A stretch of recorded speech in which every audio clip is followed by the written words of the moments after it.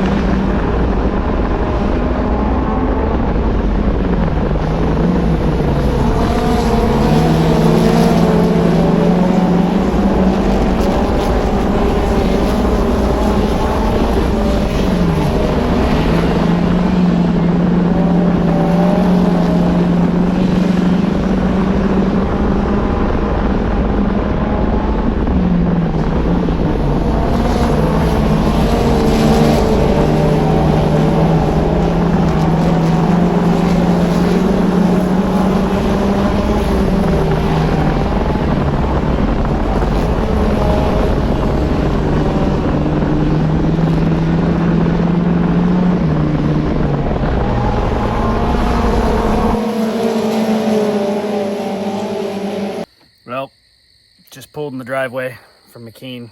It's 2 a.m. Yeah, that was fun. You can barely see her back there. Can't quite tell that right front tire is flat. Yeah, it's flat. Because, well, Mustang. That's why. That didn't go that great. We lost the front GoPro before I even went out for the feature.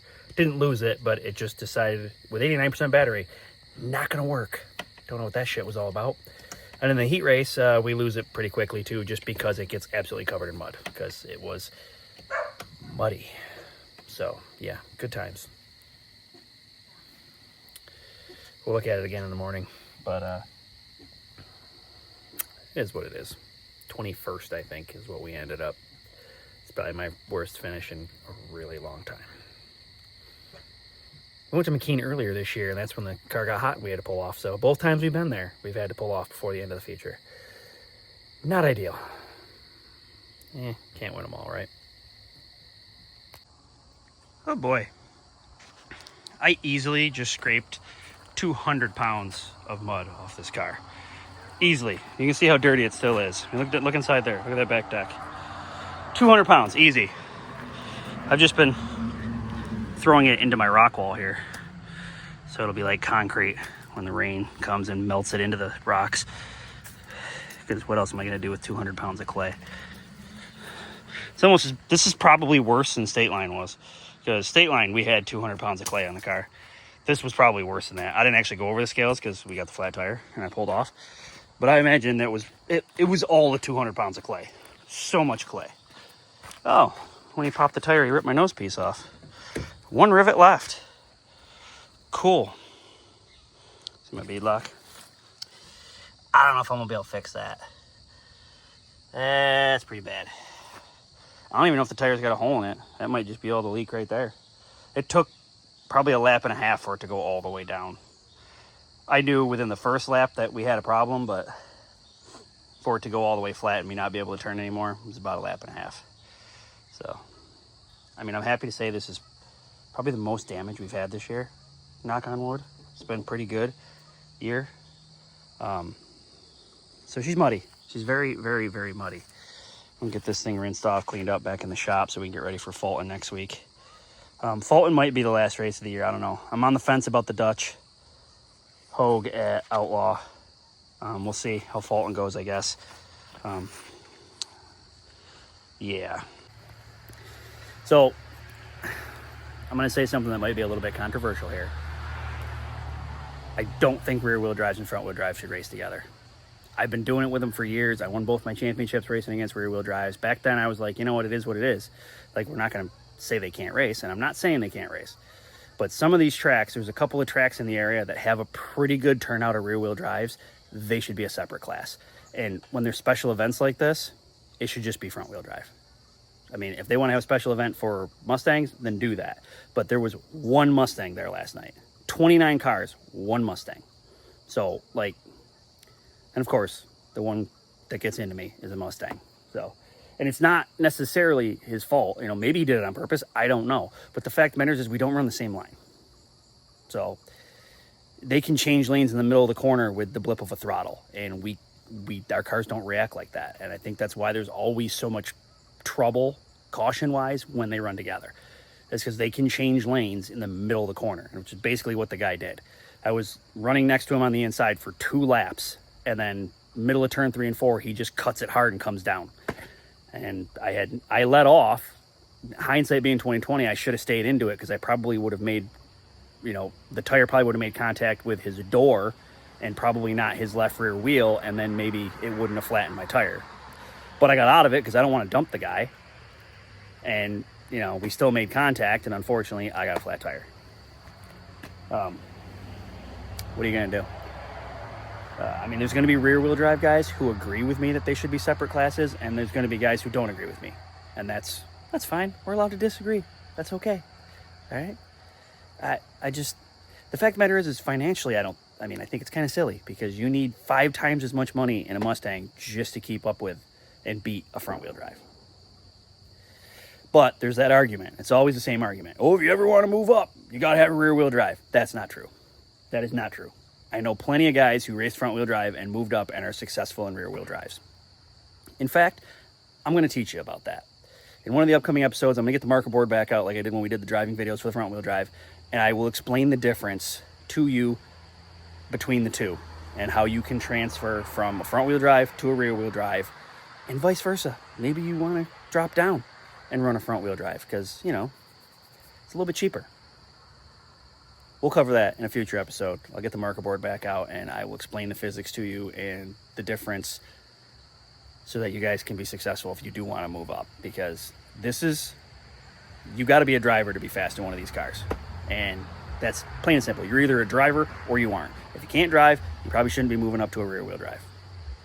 Anybody I know who's been successful in a front wheel drive and chose to move up has been successful in a rear wheel drive, because this is a driver's class. Okay? So I'm going to wash this thing up. I'm going to get it in the garage because I have to go to Lancaster to drive on asphalt. That's a separate episode. Catch you guys later.